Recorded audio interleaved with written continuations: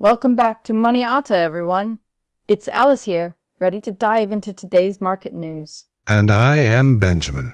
Today's market is looking pretty rough. The Dow Jones dropped front 9.4%, the S&P 500 well%, and the tech-heavy Nasdaq took a 1.17% hit. That shift in market sentiment from last week's job report boost is palpable. Concerns about the Middle East and the future of the economy are definitely weighing on investors' minds. Crude oil WTI futures jumped by 3% to $77 per barrel, fueled by those worries about potential Israeli strikes on Iranian oil infrastructure. And despite the Fed's rate cut trajectory, the U.S. 10-year yield topped 4%, driven by fears about the future economy. That's putting serious downward pressure on stock prices. Especially since the U.S. 10-year yield is considered a risk-free rate and often used as the discount factor in those free cash flow valuation models. A higher bond yield translates directly into lower stock valuations. And tech stocks are particularly sensitive to those bond yield fluctuations. We're seeing some intriguing analyst downgrades today, targeting major players like Apple and Amazon. Not your everyday occurrence, that's for sure. Jefferies downgraded Dell to a hold, but they did bump up the price target slightly to $213 from $205. Wells Fargo downgraded Amazon to equal weight, essentially a hold as well, and they slashed their price target to $183 from $225. So they're downgrading to hold, and Jefferies is even raising Apple's target price? It makes you wonder, are they just advising investors to be cautious given the current valuations and market conditions?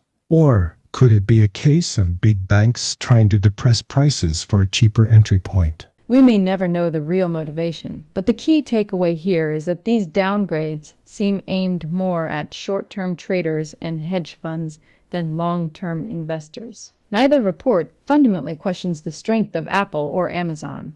They're both still powerhouses. Exactly. It's more about the anticipated pace of growth in the short term, not the long-term trajectory. It's understandable that some investors might get spooked by the downgrade label and feel the urge to sell. In Apple's case, the analysts were actually optimistic about Apple Intelligence, their AI initiative. They see Apple as uniquely positioned to leverage its hardware-software ecosystem for those personalized AI services. And for Amazon, the Wells Fargo analysts still view it as a margin expansion story, just not unfolding at the rate the market might be expecting. They anticipate more pressure on operating income than previously thought, particularly in the first quarter of next year. Long-term investors should remain focused on the fundamentals and the overall business trajectory. Are Apple and Amazon still innovating? Are they still market leaders? The answer to both is a resounding yes. These downgrades might even present some excellent buying opportunities for those who believe in the long-term potential of these companies. Remember, be fearful when others are greedy, and greedy when others are fearful. Now, shifting gears to China, where the market has been on a tear recently, surging over 20% in just 1 week.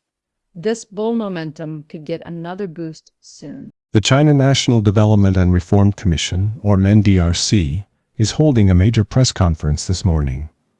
The timing is interesting, coming right after the week-long break and coinciding with the reopening of China's stock exchanges. It's definitely heightened speculation among investors and analysts. It sounds like we can expect a series of press conferences from various government departments involved in economic policy. The China Central Bank already announced an easing monetary policy on September 23rd, and the NDRC is expected to provide an economic policy update today. China's coordinated effort to bolster its real economy is certainly something to watch closely. As always, we encourage everyone to do their own research and consult with a financial advisor before making any investment decisions. We'll definitely keep our Money Auto listeners updated on all the latest developments. That's it for today's market news. Don't forget to like, subscribe, and hit that notification bell so you don't miss out on our upcoming analyses.